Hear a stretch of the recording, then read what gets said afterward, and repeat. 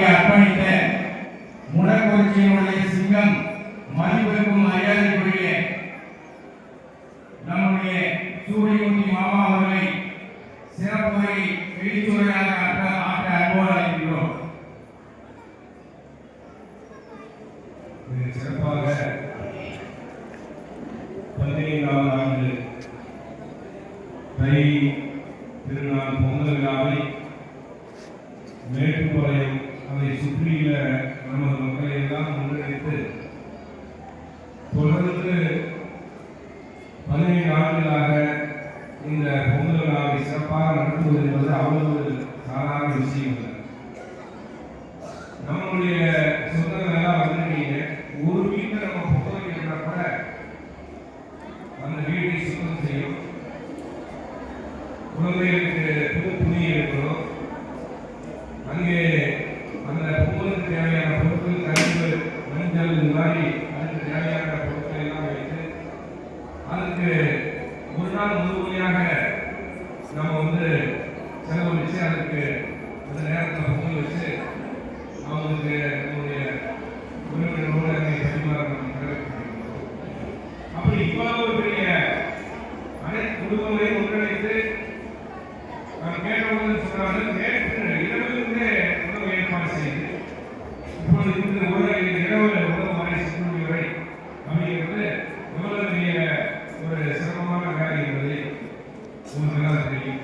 அப்படிப்பட்ட நிகழ்வு இங்கே இருக்கிற மக்களை எல்லாம் ஒன்றிணைத்து இந்த சிறப்பாக எல்லாம் நடத்தி கொண்டிருக்கிறார்கள். கொரோனா அப்படிங்கிறனால ஒரு விமர்சனம் இல்லை. அது மாதிரி ஏன் நடத்த வேண்டும் என்றால், நாம் அந்த காலத்திலே கிராமத்திலே ஊரிலே நாம் எல்லாம் குடும்பமாக அதாவது பூ பறிக்க போகிறது, பொங்கல் வைக்கிறது, திருப்பி அந்த பூ ஆற்றுல போடுறது, நீர் போடுறது, அந்த மாதிரி நிறைய உறவுகள் நம்ம கிராமத்தில் ஒற்றுமை இருக்கக்கூடிய வாய்ப்புகள் இருக்கு. நாகரிகத்துடைய வளர்ச்சி நாம் தொழில் செய்வதற்காக, வியாபாரம் செய்வதற்காக, குழந்தைகளை படிக்க வைப்பதற்காக, முன்னேற்றத்திற்காக கிராமங்களை விட்டு நகரங்களை நோக்கி, நகரங்களை விட்டு வேற மாவட்டங்களை தாண்டி, மாநிலங்களை தாண்டி, நாடுகளை தாண்டி போயிருக்கிறோம். அப்பொழுது இந்த மாதிரி உறவுகள் எல்லாம் சேரக்கூடிய வாய்ப்புகள் இல்லாமல் போயிருக்கிறது. ஆகவே அதையெல்லாம் இப்படி வருடத்துக்கு ஒரு முறையாவது நமது தை திருநாளிலே அனைவரையும் ஒன்றிணைத்து ஒரே இடத்திலே பொங்கல் வைத்து பல்வேறு நம்முடைய சலகையாட்டா உயிரிழந்த போட்டி மாதிரி பல போட்டிகளை எல்லாம் வைத்து குழந்தைகளை எல்லாம் விளையாட்டு அதில் வென்றவர்களுக்கு பரிசெல்லாம் கொடுத்து இங்கே சிறப்பாக இந்த விழாவை நடத்தி கொண்டிருக்கிறார். அப்படித்தான் நடத்த வேண்டும். ஏன்னா நாம் இருக்கிற சூழ்நிலையில எப்போ இப்போ அந்த விழா முடிஞ்சு நம்ம போகணும், காலையில் என்ன செய்யணும், வேலைக்கு போகணும், பஸ்ஸுக்கு போகணும், கோவிலுக்கு போகணும், அது மாதிரி பல்வேறு நிகழ்வுகளை நாம் சென்று போட்டு போகக்கூடிய ஒரு சூழ்நிலையை வாழ்ந்து. ஆனாலும் நம்முடைய பாரம்பரிய பண்பாடு கலாச்சாரத்தை எல்லாம் நாம் மறந்தால் நாம் பல்வேறு நிகழ்வுகளை சந்தித்துக் கொண்டிருக்கிறோம். அதற்கு நாம் பல்வேறு விஷயங்களை நாம் நம்முடைய வாழ்க்கையிலே, நம்முடைய பகுதியிலே நம்ம எதிர்கொண்டிருக்கிறோம். ஆகவே அதையெல்லாம் நாம் இன்னைக்கு இருக்கிற கால சூழ்நிலையை எப்படி இன்னைக்கு இருக்கிற சூழ்நிலையை நம்ம நகரங்களை நோக்கி வியாபாரங்களுக்காக செல்லக்கூடிய சூழ்நிலைனா அப்படி எப்படி அந்த சூழ்நிலையை நம்முடைய குழந்தைகளை வளர்க்க வேண்டும். எதிர்காலத்தில் நம்முடைய சந்ததியை நம்மளோடு உறவோடு உண்மையோடு பாசத்தோடு அவர்கள் எல்லாம் இந்த வழியை வளர்ந்து குடும்ப ரீதியாக, தொழில் ரீதியாக, வியாபார ரீதியாக அவர்கள் வலிமையாக எப்படி நம்மளை போல நம்முடைய மூதாதையை போல எப்படி வருங்காலத்தை வர வேண்டும் என்பதற்கு இந்த பொங்கல் எல்லாம் ஒரு உதாரணம். ஆகவே அப்படி சிறப்பாக இன்னைக்கு இங்கே வந்து சென்றிருக்கிற மரியாதைக்குரிய ஓய்வு டிசி நாச்சிமுத்து அவர்கள், அதே மாதிரி டிசி ரங்கசாமி அவர்கள், ஏவிஆர் ராமசாமி அவர்கள், கேசிஆர் ராமசாமி அவர்கள், ஏவிசி காளியப்பன் அவர்கள், அதே மாதிரி காலப்பட்டியாளருக்கு தொடர்ந்து நம்ம பொதுச்சாளர் அளிக்கக்கூடிய ராதாகிருஷ்ணன் அவர்கள், திருமூர்த்தி அவர்கள், ஏவி சம்பத் அவர்கள், தேவேந்திரன் அவர்கள், பொருளாளர் ராஜேந்திரன் அவர்கள், தமிழ்செல்வி, தமிழரசு ராஜன், அதே மாதிரி காளியப்பன், இந்த மாவட்டத்துடைய செயலாளர் வழக்கறிஞர் தொடர்ந்து இந்த பகுதியிலே உங்களுக்கு எல்லாம் உறுதியாகும் உங்களை ஒருங்கிணைக்கக்கூடிய அந்த பொறுப்பை எடுத்துக்கொண்டு முன்னாள் மக்கள் கட்சி பொது நாடாளுமன்ற பேரவையுடைய தொடர்பை எடுத்துக்கொண்டு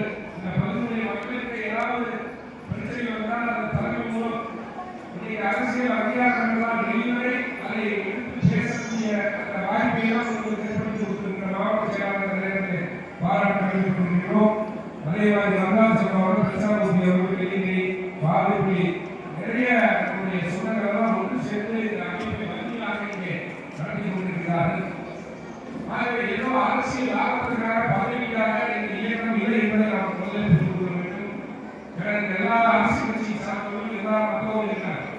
இருந்தாலும் இந்த நேரத்தில் நாம் குறிப்பிடுவது நம்முடைய மாவட்ட செயலாளர் சொன்னதை போல விளையாடக்கூடிய தலைவர்களுக்கு புறநாயகத்திற்கு சுத்தங்கள் வருகிறார்கள். ஆகவே நாம் ஏதாவது அரசியல் பதவிகள் நடந்திருந்தால் நம்முடைய பொதுச் செயலாளர் 2009 நாடாளுமன்றத்திலிருந்து தோல்வியுற்றார்கள். 2010 2011 7 தொகுதிகளில் தோல்வியுற்றார்.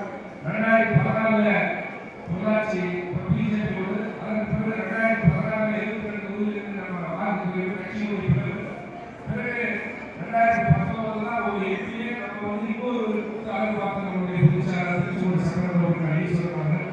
பிறகு 21 3 தொகுதி வாங்கி ஒரு சட்டமன்ற உறுப்பினராக இங்கே உள்ளே சென்று இன்னைக்கு அரசியல் அங்கீகாரத்தை பெற்றோம். 24 அந்த வாய்ப்பை எனக்கு கொடுக்கும்போது பல்வேறு தோற்றத்திற்காக எதிர்ப்புகள் வரும்போது அதை மாற்றி ஒரு வேட்பாளரை போட்டு நாம் அரசியல் ரீதியாக பெற்றிருக்கிறோம். ஆகவே அரசியல் பதவிக்காக வந்திருந்தால் நான் அந்த சீட்டு மறுக்கப்பட்டபோதே இந்த அமைப்புக்கு வெளியே இருக்கிறோம். அரசியல் பதவிக்காக வந்து இந்த சமுதாயத்துக்காக வந்திருக்கிறேன் என்று பெருமோடு சொல்றாங்க. அதே நேரத்தில் அரசியல் அங்கீகாரம் என்பது நமக்கு தேவை என்பதை நீங்கள் புரிந்து கொள்ள வேண்டும். பொதுச் செயலாளர் இவ்வளவு தோல்விக்காக நீங்கள் அரசியல் அங்கீகாரம் செஞ்சிருக்கிறார். அவர் அரசியல் பதவிக்காக வந்திருந்தால் 9 10 11 3 வெளியே போயிருப்பார். ஆகவே அரசியல் அதிகாரம் நமக்கு தேவை என்னென்றால் இன்னைக்கு சட்டமன்றத்தில் போய் இன்னைக்கு பல்வேறு விஷயங்களை பேசக்கூடிய வாய்ப்பு, அதை சட்டமாக நம்மளுடைய பாதுகாப்புக்காக பல விஷயங்களை செய்யக்கூடிய வாய்ப்பு இன்னைக்கு கிடைக்கும். குறிப்பாக சொல்ல போனால் இன்னைக்கு இந்த பள்ளியை நேசத்தை பற்றி தொடர்ந்து நமக்காக வருடந்தோறும் பல்வேறு சமுதாயங்கள் இருந்தாலும் நம்ம விழாவுக்கு அனுமதி கொடுத்து இந்த நிகழ்ச்சியை நடத்திருக்கிறோம். ஆகவே இந்த பள்ளியுடைய காரணங்களால் ஈரோட்டிலே நாம் ஒரு மாநாடு வைத்திருந்தோம். தமிழ்நாட்டில் பள்ளி கல்லூரியுடைய காலாளர்களை வைத்து ஈரோட்டில் ஒரு மாநாடு நடத்தினோம். 1400க்கும் மேற்பட்ட பள்ளியுடைய காலாளர்கள் கல்லூரிய காலாளர்கள் அந்த மாநாட்டில் நடந்தோம். அந்த மாநாடு எதற்காக டிவியில் பார்த்துட்டு ஒரு 2 வருஷம் கள்ளக்குறிச்சியில் ஒரு பள்ளியை சில விஷயங்கள் அடிச்சு ஒரு தீக்கரையாக்கினார்கள்.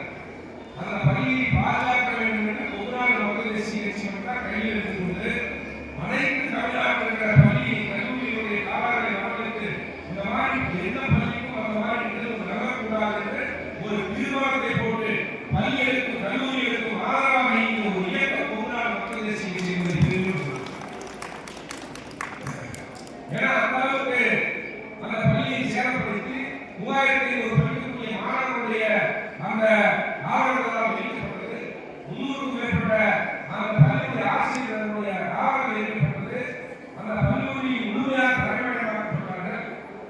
அதற்கு பிறகு அந்த பள்ளிக்கு தமிழக அரசுக்கு நாம் மருத்துவம் கொடுத்து அதை முழுமையாக இருந்து அந்த பள்ளியை மீட்டி அந்த பள்ளி நடத்துகிறார் முன்னாள் மக்கள் தேசிய திருச்செங்கோடு சட்டமன்ற ஈஸ்வரன் பதிவு செய்ய கடமைப்பட்டிருக்கிறோம்.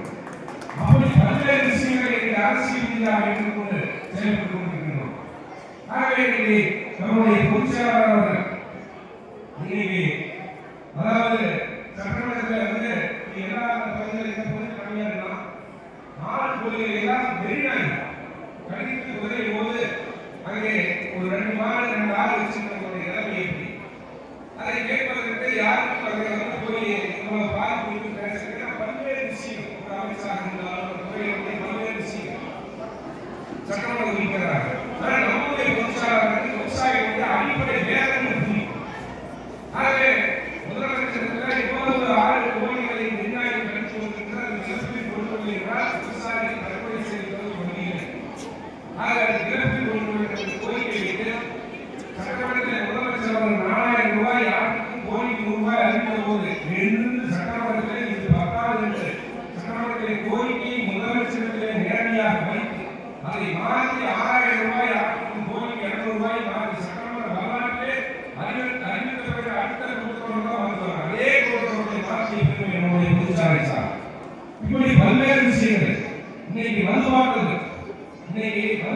வந்து வேற தவிர்க்க முடியாத சூழ்நிலை அரசாங்கம் இருக்கா கூட அதை வாங்கி பல்வேறு இடங்களிலே மதிப்பீடுகள் அங்கே குடித்துவிட்டு ஓரங்களில் போட்டுவிடுகிறார்கள், வயல் வெளியிலே போட்டுவிடுகிறார்கள்.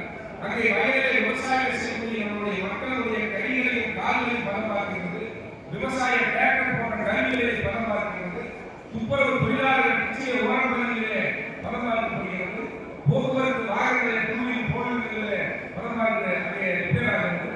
இதையெல்லாம் கருத்திலே கொண்டு இன்னைக்கு பொதுச்செயலாளர் சட்டமன்றத்தில் மதுபானங்களை திரும்ப அந்த கடைகளிலே டாஸ்மாகை திரும்ப பெற வேண்டும் என்ற கோரிக்கை சட்டமன்றத்தில் இருக்கிறார். அந்த கோரிக்கையை தமிழகத்துடைய உச்சநீதிமன்ற நீதிபதி அவர்கள் இதை தமிழ்நாடு ஏன் அமல்படுத்தக்கூடாது என்று கோர்ட்டிலே ஒரு ஆர்டரை போட்டார். பொதுச்செயலாளர் சொல்லக்கூடிய கருத்து நீதிபதி பேசக்கூடிய அந்த வலிமை பெற்றது என்ற நேரத்தில் திரும்ப சொல்ல இன்னைக்கு தமிழ்நாடு அந்த திரும்ப பெறக்கூடிய அந்த மதுபாட்டங்கள் சட்டத்தை கொண்டு வந்திருக்கிறார். அப்பொழுது துப்புரவு தொழிலாளர் விவசாயிகள் நாம் அதன் மூலம் பாதுகாக்கப்படுகிறோம். இப்படி பல்வேறு விஷயங்களை சட்டமன்றத்தில் எடுத்து பணியாற்றி கொண்டிருக்கிறார். அதே மாதிரி கோவிட் எய்ம்ஸ் மருத்துவமனை வேண்டும், இப்படி பல்வேறு விஷயங்களை இன்னைக்கு அரசியல் அங்கீகாரம் பெற்றிருக்கிறார். அதை எடுத்து நாம் இன்னைக்கு செயலாற்றி கொண்டிருக்கிறோம். அதே மாதிரி அதிகளவு அவகாசம் இருக்கிறோம். இந்த பகுதியில் 7-8 வருஷத்துக்கு முன்னாடி நம்ம வந்து காரமடையிலிருந்து திருத்துறை அந்த அதிகளவு அவகாசத்துக்கு 50 ஆண்டு கால போராட்டம் அதை எடுத்துக்கொண்டு நடைமுறையாக நாங்கள் உண்மையை நடக்கலாம். பொதுச் செயலாளர் டெய்லி இரவு போய் அந்த கால் வந்து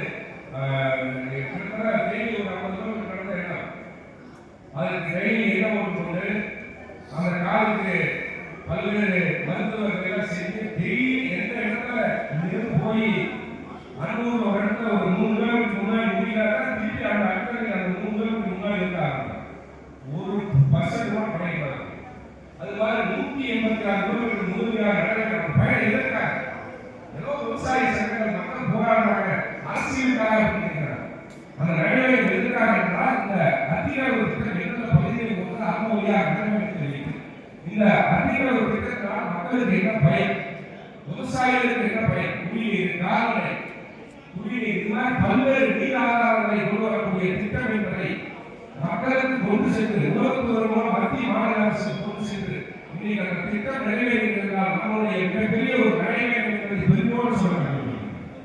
அப்படி பல்வேறு விஷயங்களை இன்னைக்கு நாம் அரசியல் ரீதியாக செய்து கொண்டிருக்கிறோம். அதே மாதிரி இங்கே இந்த கொள்கையோடு குடும்பத்தோடு நாம் வந்திருக்கிறோம்.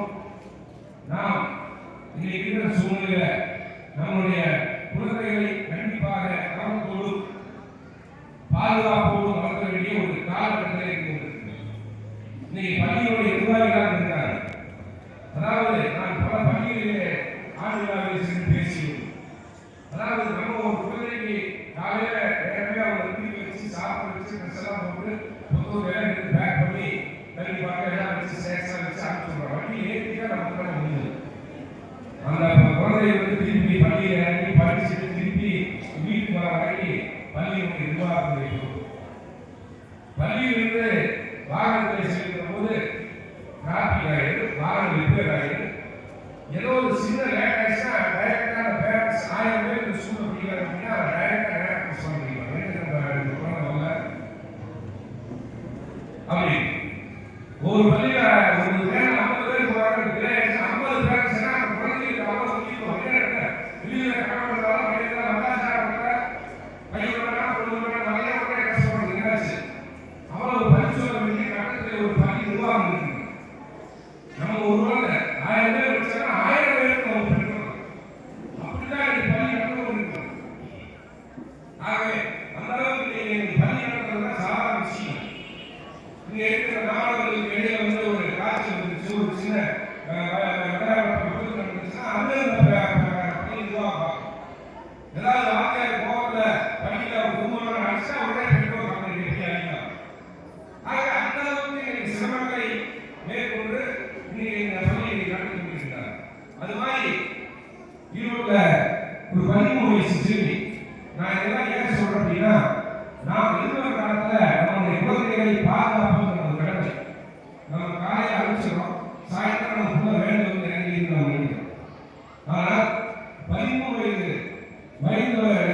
வந்து உண்மையே தான். அந்த பொண்ணு வந்து ஸ்கூல்ல இருந்து வேலை ஆகிடுச்சு, ஒரு மணி நேரம் கழிச்சு அந்த பொண்ணு காணாம போயிடுச்சு. எங்களுக்கு தகவல் வந்து நம்ம மாவட்ட எஸ்பி போகிறோம், போய் தகவல் சொல்லிட்டு பேசுகிறோம். எஸ்பி சொல்றாரு சின்ன பொண்ணு தான் காணாம போயிருக்கு, ஆனால் அந்த பொண்ணு வந்து கடத்தப்படல, விருப்பப்பட்டா போயிருக்கு. அவங்களுடைய பெற்றோருடைய நிலைமை எந்த அளவுக்கு என்ன காரணம் அப்படின்னா, அந்த பள்ளியில ரெகுலரா வர டிரைவர் இல்லாம அந்த டிரைவர் உடனே சரியா லீவ் பண்ணுறதுனால டெம்பரரியா ஒரு டிரைவரை அமர்த்த வேண்டிய பள்ளியுடைய ஒரு கட்டாயம். அந்த டிரைவர் வந்து மிகவும் மோசமானது. அவன் ஏற்கனவே 2 மனைவி, டைவர்ஸ், பல வழக்குகள். அவன் வந்து அந்த குழந்தை வந்து ஒரு 50 பேர் அந்த வேலை போறாங்கன்னா எல்லா குழந்தையும் இறங்குறப்ப அந்த குழந்தை கடைசியா ஒரு 2 கிலோமீட்டர் தனியாக டிரைவர் பண்ணும். அந்த நேரத்தை பயன்படுத்தி அந்த டிரைவர் அந்த குழந்தைகளுக்கு ஆபாச படங்களில் செல்லை காமித்து குழந்தையை இறக்கி போயிட்டு நேரம் போய் நிறுத்திட்டு அந்த வாகனத்தை சென்று அந்த சென்னை கொண்டு ஸ்லீப்பர் பஸ் சென்னையை கொண்டு போயிருக்கோம். அதுக்கப்புறம் நம்ம தகவல் தெரிஞ்ச எஸ்பி மூலியமா போலீஸோட டீம் வச்சு அந்த பொண்ணை வந்து மீட்கிறதுக்கு 30 மணி நேரம் ஆச்சு. அந்த பெண்ணை நம்ம இன்னும் நம்ம இடத்துல ஒப்படைச்சோம். இது மாதிரி பல விஷயங்களை இன்னைக்கு தாங்கி கொண்டிருக்கிறது. பல்லடம் பகுதியில் ஒரு வீட்டில் இதே மாதிரி ஒரு புகார் வயசு திரும்பி அந்த வீட்டில் அவங்க ஒரே குழந்தை, அவங்க குடும்பத்தோட தென் மாவட்டத்தில் வந்து இந்த குடும்பத்தோட குழந்தைகளோடு குடியிருந்து தனியாக செஞ்சிருக்காங்க. அந்த ஒரே பிள்ளை அது வசதிவாய்ப்பு இருக்குது அப்படின்னு தெரிஞ்சுக்கிட்டு அவங்க மனைவி குழந்தைகளாக இருக்காங்க. அந்த தனியில் வேலை செஞ்ச ஆண் வந்து அந்த குழந்தைய திட்டமிட்டு கண்டிப்பாங்க. ஏன்னா அவங்க குழந்தை குடும்பம்லாம் இருக்கிறாலும் அவங்க சந்தேகம் வரல. அப்ப இந்த குழந்தை காணாமல் எல்லா பக்கம் நம்ம சரி பண்ணி பார்க்குறப்ப வேளாங்கண்ணியில் கூட்டிகிட்டு போயிட்டு அங்கிருந்து பணம் டிமாண்ட் பண்ணுறோம். அப்புறம் நம்ம உறவுத்துறை மூலமா ஐடிக்கு சொல்லி எல்லாம் நம்ம வந்து அரசியல் அதிகாரங்கிறதுனால உடனடியாக அந்த குழந்தையை மீட்க. நான் ஏன் இதெல்லாம் சொல்றேன் அப்படின்னா, நம்ம எல்லாருக்குமா இருக்கிறோம். இன்னைக்கு அப்படி இல்லை காசு சூழ்நிலை. நம்ம குழந்தைகளுக்கு நம்ம அனுப்புறோம்னா அந்த வேலை யார் டிரைவர் அப்படின்னா பள்ளியுடைய நிர்வாகம் எல்லாரும் நம்ம முடிச்சோம். நம்ம சொல்லலாம் ஏன் டிரைவர் சரியில்லாத ஒரு சூழ்நிலை. ஏன்னா அவங்க டிரைவர் இல்லை, ஒரு டிரைவர் சரியா இல்லைன்னு சொல்றாங்க, வேலை வராம இருக்காமா மலையில பள்ளி நிர்வாகம் நம்ம சொல்ல மாட்டோமா? அப்போ அவங்க கட்டாயத்தில் யாருக்கு சேர்க்கிற வேண்டிய யாரோ டிரைவர் அப்ப நான் வந்து எச்சரிக்கையாக இருக்கிறேன். அதே மாதிரி அங்கே இந்த பகுதியில ஒரு கோயில் வந்துட்டு பள்ளிவாய்க்கு சேர்ந்த கணவன் மனைவி 2 பெண்மணிகள் 5 வயசு 7 வயசு குழந்தைகளுக்கு அந்த பெற்றோர்கள் வீரர்கள் வந்து ஒரு 30 வயசு அவங்க 2 பேருமே கோயில் வந்து வர வழியில டிசம்பர் தகவல் செய்துள்ளார். பார்க்கலாம் அவங்களுக்காக வரக்கூடிய அந்த உறவினர்கள் பார்த்தீங்கன்னா 50-100 மேற்பட்ட கார்கள் இருந்த வசதியான தகவல் அவங்க மிகப்பெரிய வேகம். என்ன காரணம்? அந்த பொண்ணும் ஸ்கூல்ல இருந்து ஹாஸ்டல், காலேஜ் ஹாஸ்டல் கல்யாணம் பண்ணிட்டாங்க. அந்த பையன் அதே மாதிரி ஹாஸ்டல் படிச்சுட்டு அவங்க சகோதரியுடைய வீட்டுக்காரோட தொழில் பண்றான். கல்யாணம் வந்து தனியார் தொழில் பண்றாங்க. தொழில் சின்ன நட்டம் வந்து ஐயோ நம்ம வந்து இதனால படிக்கிறதே இப்போ வந்து நம்ம நட்டமாயிடுச்சு எப்படி சமாளிக்கிறது அந்த 2 பேருக்கு இந்த புரிதல் இல்லாதவங்க அவங்களுக்கு எல்லாமே அவங்களுடைய வீட்டுக்கு சரி அவங்களுடைய மாமியார் வீட்டுக்கு வசதி. ஆனா அந்த புரிதல் இல்லாதவங்க அவர்கள் நம்ம இந்த வாழ்க்கையில நட்டமாக சமாளிக்க முடியாத இருந்து குழந்தைகளுக்கு கற்பிச்சு ஏன் சொல்றேன் அப்படின்னா நம்மளுடைய குழந்தைகளுக்கு கல்வியையும் வாழ்க்கையில் போராடக்கூடிய வாய்ப்பை அவர்களுக்கு சொல்லிக் கொடுக்கணும். நான் கஷ்டப்பட்டாலும் அவங்களுடைய குழந்தைகள் கஷ்டப்படாமல் அவங்களுக்கு எதுவுமே தெரியாம வளர்த்திட்டு அவங்களுடைய வாழ்க்கையில கஷ்டம் வரும்போது அவங்களால தாக்க முடியல. சின்ன குழந்தைகள் அப்ப நாம எவ்வளவு சிரமப்பட்டாலும் நம்மளுடைய குழந்தைகளுக்கு கஷ்டம் என்ன என்பதை அவங்களுக்கு புரிய வைக்க வேண்டும்.